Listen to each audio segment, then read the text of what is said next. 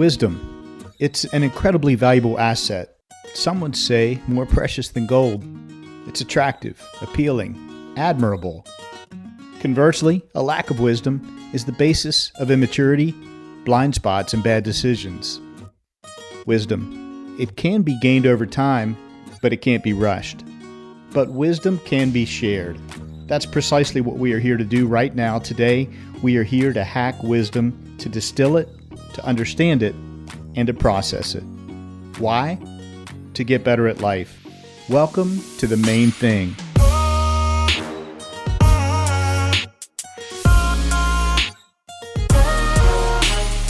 This is your new Wisdom Podcast.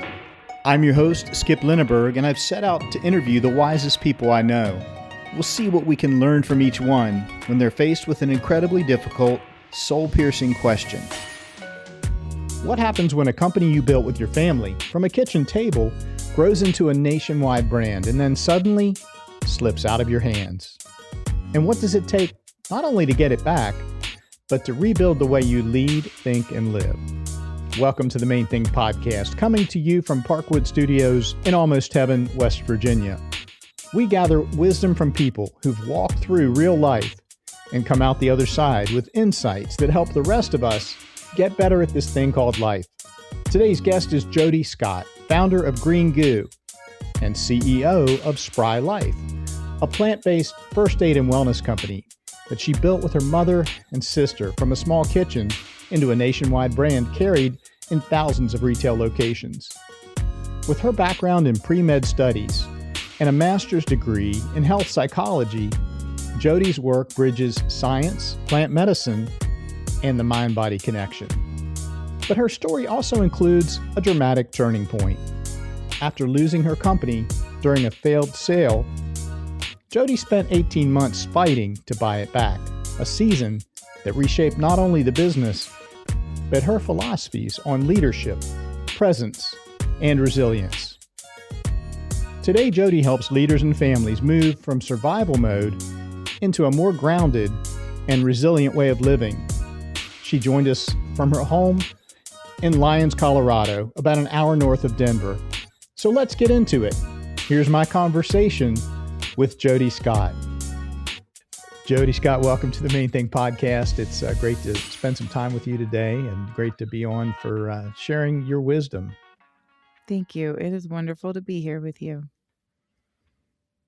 My wife came home from work on a Friday, like today. She comes home and she's kind of beat up from the work week because she works in a dental office. And sometimes she sits up front and she checks people in and handles the kind of the administrative side. But she's also a utility player in the sense that she'll act as a dental assistant when they need her to fill in. And so she had done a lot of that chairside work that week, and her shoulders, her upper back were just all wrecked. Mm-hmm. And so I said, "Here, honey, it was the day that your package had arrived." I'm like, let me rub your shoulders a little bit and use this as our massage oil. And Jodi, it worked almost instantly. 2 hours later, I'm not exaggerating, hand in my heart, she had no pain and it was all better that quickly. And so, wow, that really did its job. And we were blown away. Like, this stuff is for real. Beautiful. I love it. I love that you shared that.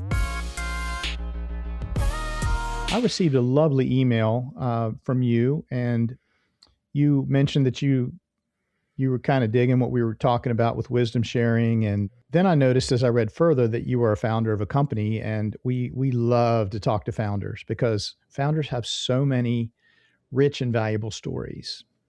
And so I wrote you back and I'm like, this sounds like a fit. What am I leaving out? Yeah, well, you're spot on. And I so appreciated that, one, not just the message that you are sharing in this space and the storytelling, because like our mission is spread goodness and our vision is bringing forward time-honored traditions. And it's not just the plant integrity and the products themselves. It is the value of storytelling and the way you storytell, and you really create a space to just go deeper and get down under the layers. We'll call it under the layers of the skin in the same way. And good metaphor. Yes, and just bring some good content to share so that we can walk away, perhaps living a life more in alignment or more in Mm. creativity or more in kindness. And so Hmm. Yeah. those are some of the things that drew me to reaching out. Cool. Well, here we are. Speaking of stories, Jodi, we're talking about Green Goo, and you're giving me products to sample, and you're talking about your shipping and receiving area, um, and everything sounds hunky dory. But I know that it hasn't always been that way, and I know from our conversations that you had to overcome some adversity. And I'd love to hear you share with me and our audience just the full-on story of the decision to sell the company and then the buyback. And I'd love if you would really pull back the curtain and take us through all the twists and turns and the emotion that was involved in that part of your founder journey. Will do. So it has been a ride. So my mom, sister, and I started this, Green Goo over 15 years ago. And our mission was to reinvent first aid. We wanted to bring plant based solutions uh, rather than your traditional chemical laden products and prove that plants could work better. And we really forged the path. The term plant based was not a term that people were using. The first time I sat down in front of a pharmacy buyer and I said, I've got a plant based first aid for you, he just about fell out of his seat. Those two Mm. words, Jodi, don't go hand in hand. I said, well, you just try it. And then you can tell me how you feel. And it made the shelf. So we Cool. grew to 150,000 points of distribution in less than 5 years. And I have a medical background. My sister's an herbalist and a midwife. I was pre-med, master's in health psychology. There is no business 101 or, you know, how do you forecast in P&L and so forth. And I was very much learning on the fly. And what did it mean to bring a consumer packaged goods to the world in Mm. a time where there was absolutely nothing like this and arguably still isn't. And I was traveling 3 weeks out of the month and gone all the time, and the best description I can describe is just fight or flight. There was always a fire, and you're Yeah, I constantly can putting it relate. out. I can relate. I call it being on high alert. Mhm. Yeah. Yeah. Well, then the pandemic happens, and we're pretty much all retail. Like, if you have poison ivy, you go to your local pharmacy to Yeah. get your first aid solution. Sure. At the time, we weren't shopping online the way we do today. And in a matter of weeks, no one's going into stores. And I looked at my team of almost 50 people and I thought, I might have to let you all go. Ooh. And we just pivoted beautifully. The team, it's a testament to a strong culture and strong values. And we were able to pivot very quickly, build an online platform when the whole world's trying to build an online platform Yeah. and create a It's like a distribution. race, It an arms was. race. And I'm not kidding you, we probably had at one point 10 shipping locations, including employees who were shipping from their home Oh so that gosh. we could bridge the gap to get to a formal Wow. facility. We're shipping till 3, 4 o'clock in the morning. You know, Wow. mother-in-law, mom, dad, all of us. Yeah. Yeah. And we did it though. We made it and we did not have It- to let go a single employee. So you guys are just bootstrapping everybody, all hands on deck to get product to market, going from retail to B2C, right? Mhm. Straight to consumer through the web. And protecting the integrity of our process because we're Well, still yeah, bringing the plants to the manufacturing facility and extracting them ourselves, which really goes outside of a traditional manufacturing SOP. I can't. I'm sure I can't even imagine how much that's true. Yes. And so we get through, the pandemic, and I recognize I see all of these companies that failed, friends companies, Yeah. and yes, and truly the ones that were able to insulate themselves are the ones who the leaders in the OTC space. They're Hmm. huge companies, the biggest companies. They can insulate risk. And I knew that if another pandemic came or another situation arose, we weren't going to be able to weather it. And so we needed to find financial resources. So the original intent was not to sell, it was just to find financial resources. Okay. Okay. And through that journey, we found a group that was very interested. And what I liked about this is there were a number of traditional chemical laden companies that wanted to add a natural bolt on to their portfolio, but it felt really disingenuous. Okay. Yeah, I get that. Yeah. And I just wanted to really authenticate the early adopters of plant-based and see if there was a way to really just preserve that. And so we found a group that was very focused on plant-based, and they wanted to create a portfolio and put us in the portfolio.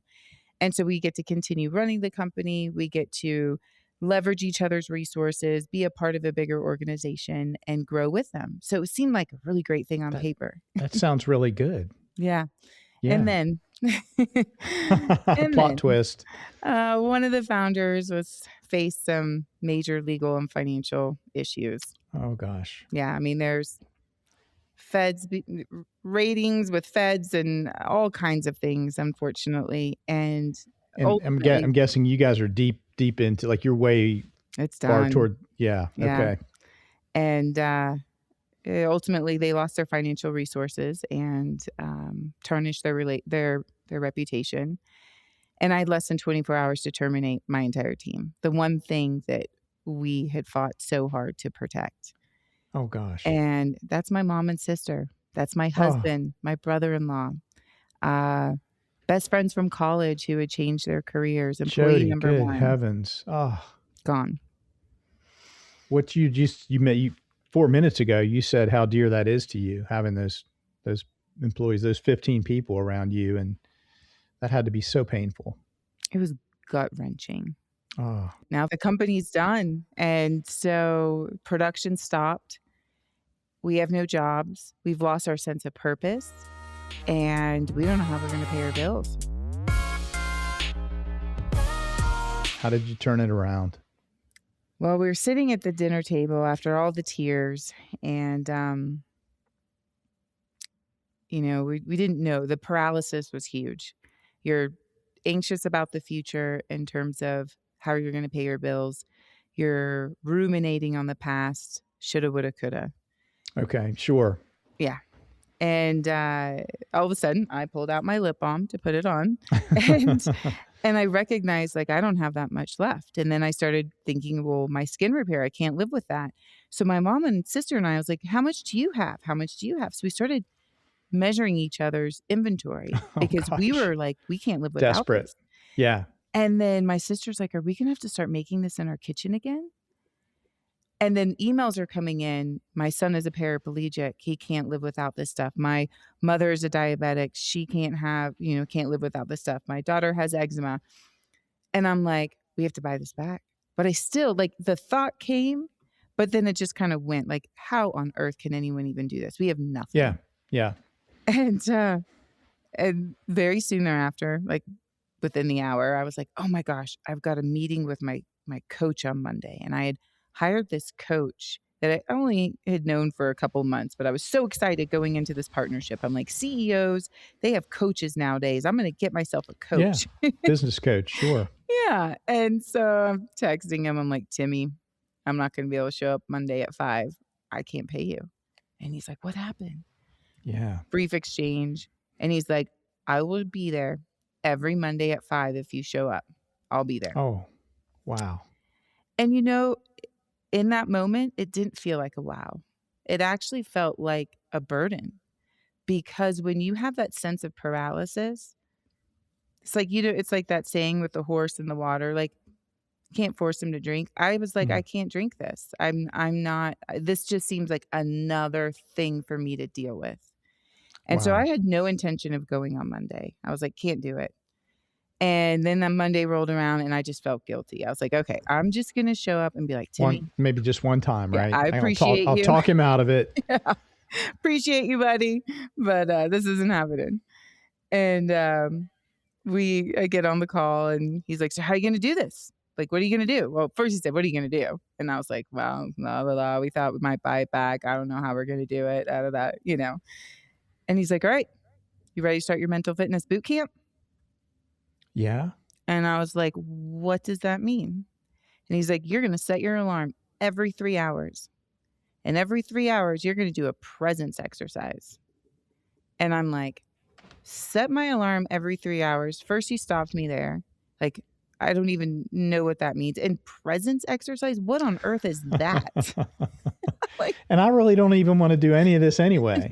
no, none of it. I just want to crawl in a hole and pretend like the whole world doesn't exist. Yeah, I get it. And I'm like, what's a presence exercise? He's like, well, you're going to feel your feet on the ground.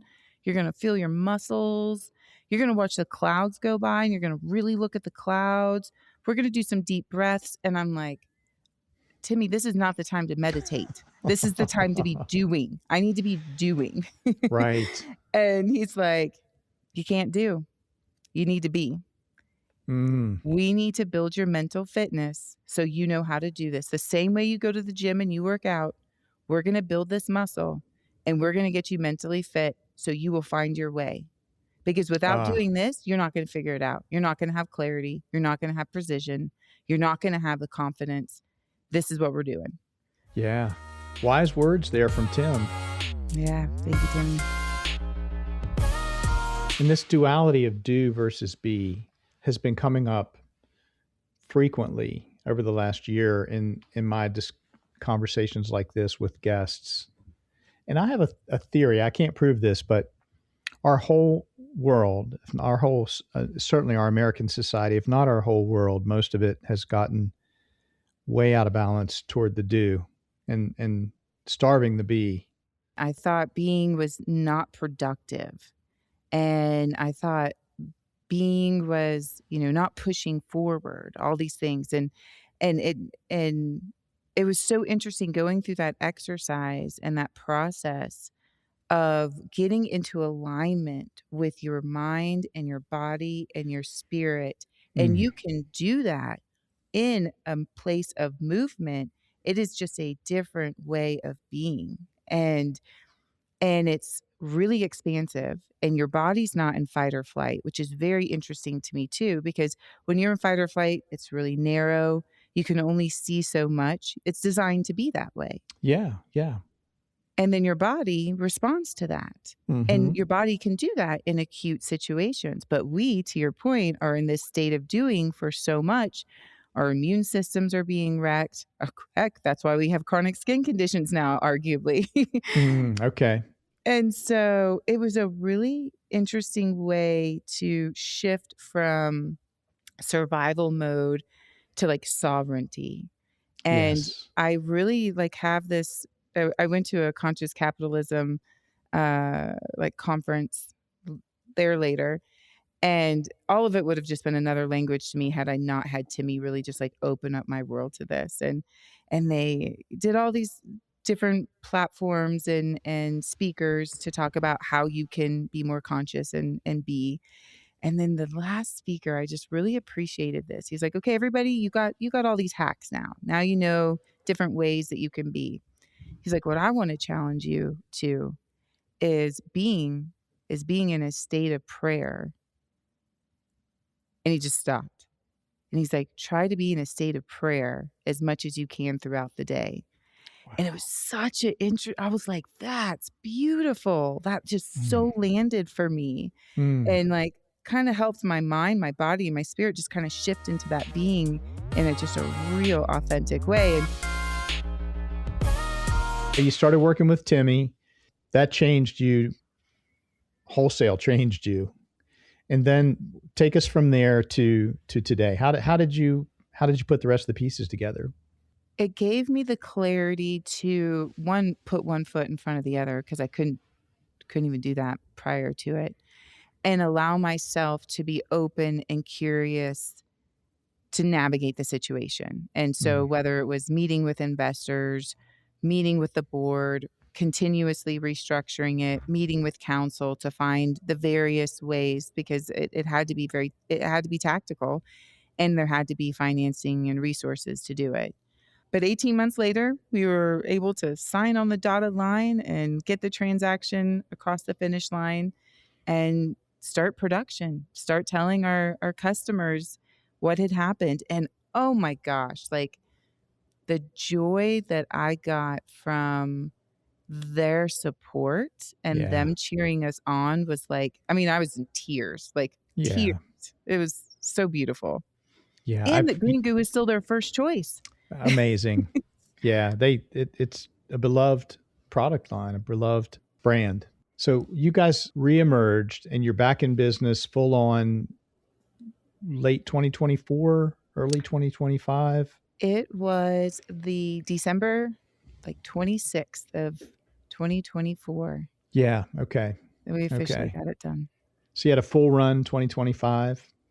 We did, and 2025 was very much slowly, taking our pennies and getting things back into production and then putting them back through the process, kind of like irony or putting oil in the gears again and cranking things on. And I mean, we're still getting into production.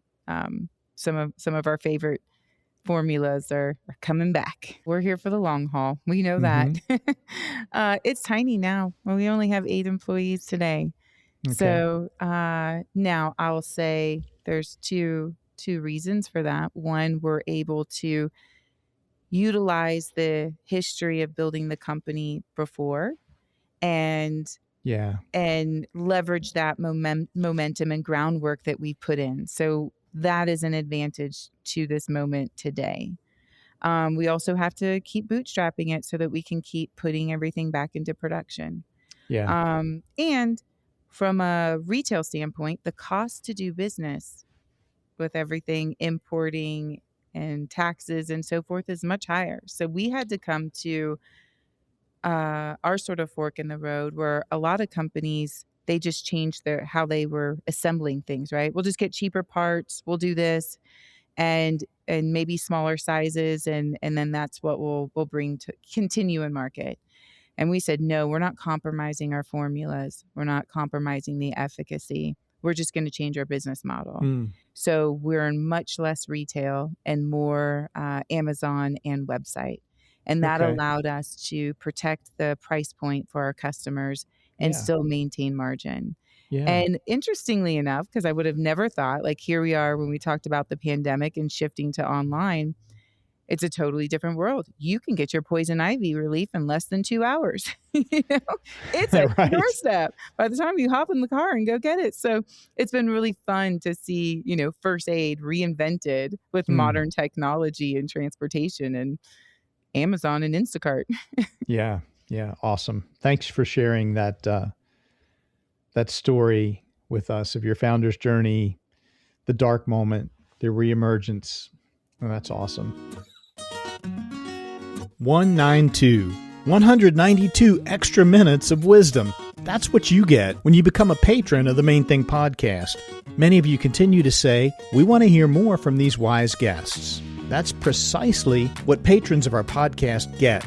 Exclusive access to bonus episodes called The Whole Thing. These 30-minute special shows bring you a deeper dive into our guests' wisdom. Less editing, more laughter. Less time limits, more stories. Unlock those 192 extra minutes of wisdom for yourself for as little as $9 per month through the Patreon platform. And when you become a patron, you also get access to wisdom essays, behind-the-scenes glimpses, and access to special patron-only wisdom gatherings. Head over to patreon.com/themainthingpodcast. Go unlock your 192 extra minutes of wisdom.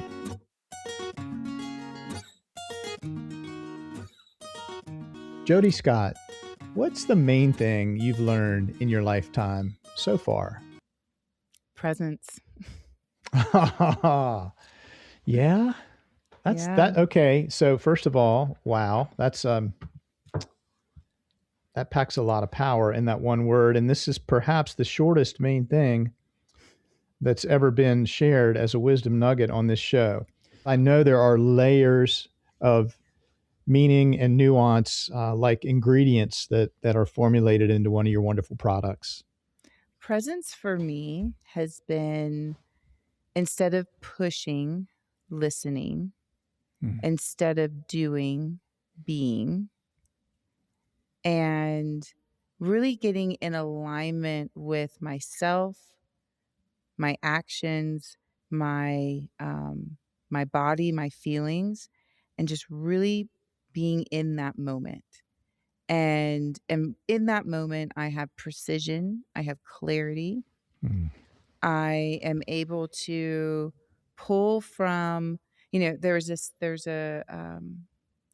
a musician who helps a lot of the other musicians, Rick Rubin, and he Yeah. made that statement that was like, creativity isn't what you do, it's being in the state so that it flows, so that it happens.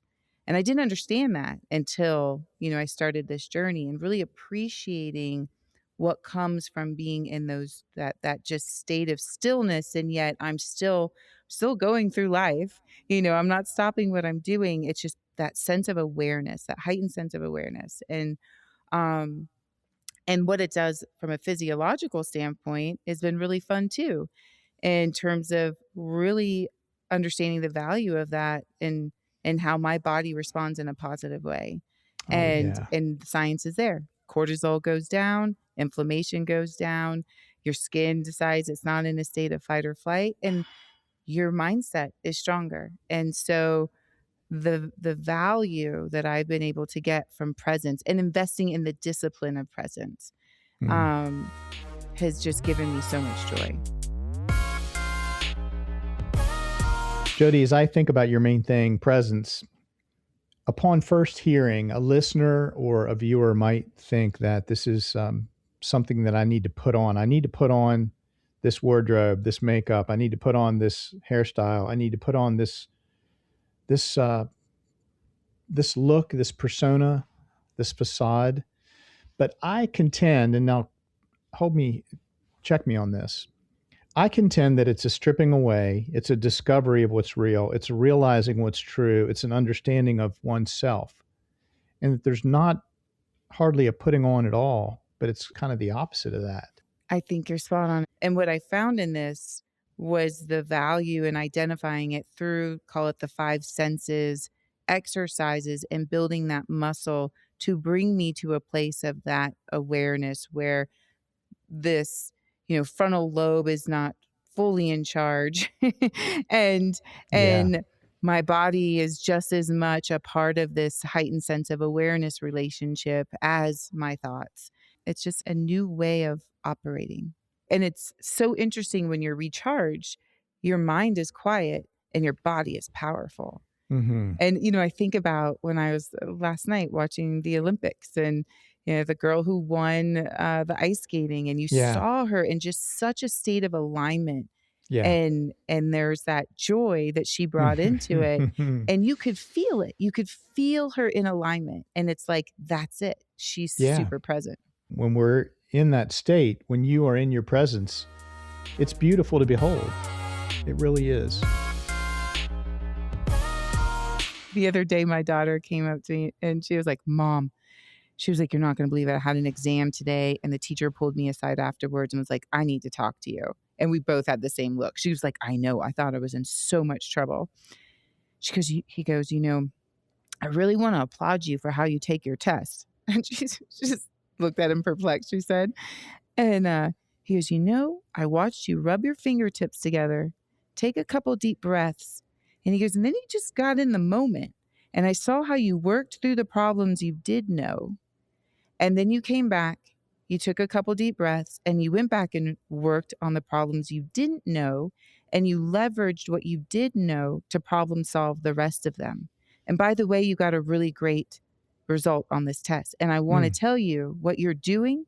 Keep doing that. You were really present. And she goes, Mom, it was like I was talking to you.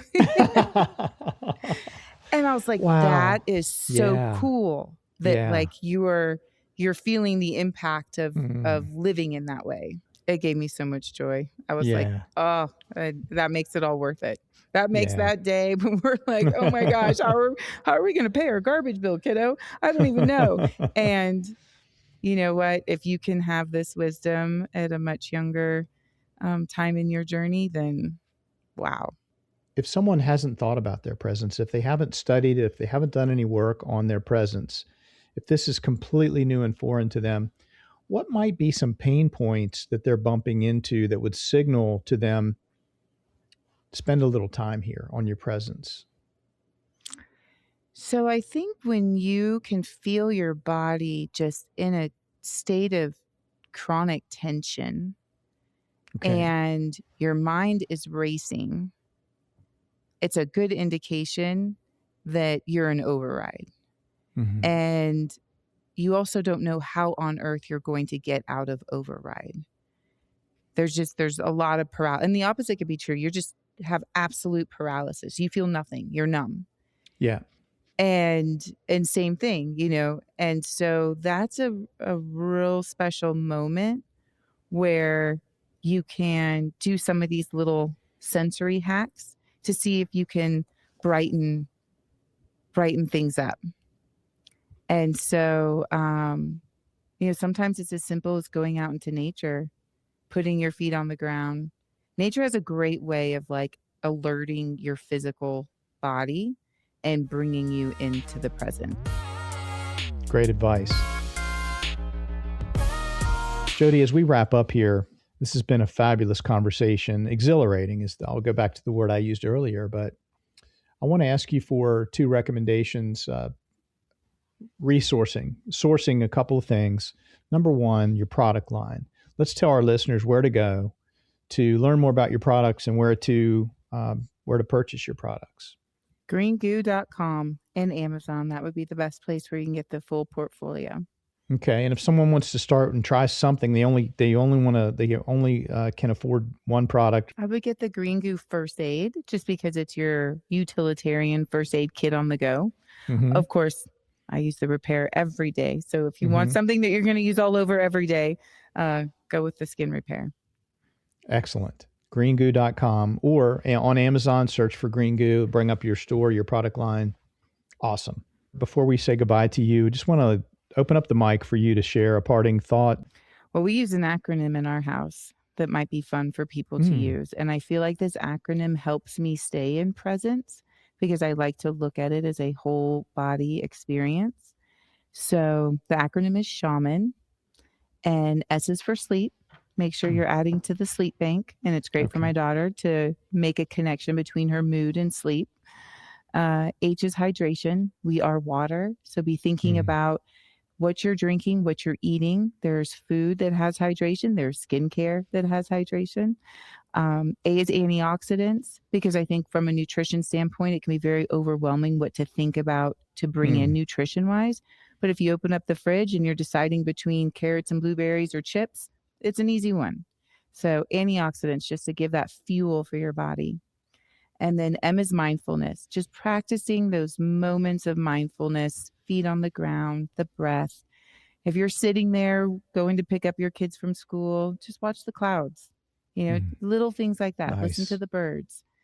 And then the last A is avoid. And this is not only avoid harmful ingredients, because this is the reinvent first aid girl who says get rid of those chemicals because your body's working hard, but also give yourself the permission to avoid situations, perhaps even a person. It is okay. And when you do that and preserve your energy, it becomes so expansive, and you give yourself permission in a world where you're constantly being inundated to say yes. I love that. N is nature. And if you're going to swim, this is another great one for my daughter. Scroll on your phone for 10 minutes or go for a walk. And shaman for us helps me stay in presence. Perfect. Shaman. Great parting thought. Great place to leave it. Jodi, this has been fabulous. What a great conversation. What a great study of wisdom together. And I just can't thank you enough. Thank you. Hey, it's Skip here to share just a quick final couple of reflections on our wisdom conversation with Jodi Scott. Number 1, I love how it's a family business. It reminds me of a jazz ensemble. You've got a saxophonist, a keyboardist, a guitarist, but we've got Jodi with her background in health sciences, her sister with herbology, and her mom a web designer. Together, they make wonderful music, actually wonderful products. Secondly, the more of these wisdom conversations that I engage in, there's an unmistakable pattern. Here's what I see. Adversity is the rough outer shell for something beautiful inside. if we can just get there. It's like an oyster. That adversity is that tough outer shell. It's ugly, it's rough. You can even cut yourself on it. But if we can make it through to the inside, that's where the good stuff is. Sometimes even a precious gem in the form of a pearl. But for that adversity, Jodi Scott wouldn't have met her business coach, and she wouldn't have landed upon a huge revelation, which was the importance of her executive or leadership presence, the importance of her mindset more than anything else. That's what stood out to me. I can't wait to hear your insights, your observations. What stood out to you?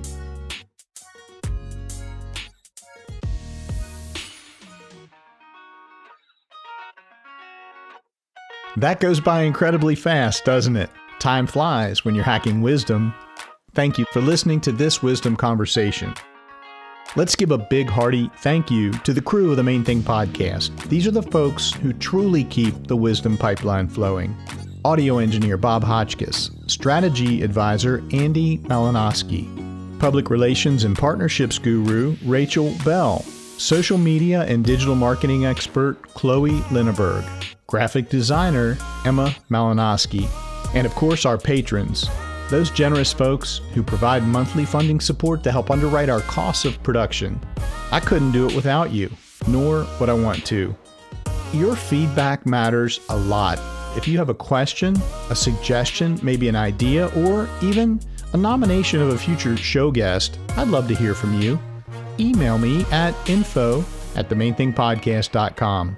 Well, that's a wrap for this show. I'm your host, Skip Linneberg, signing off for now and inviting you to join us again next time for another special delivery of wisdom.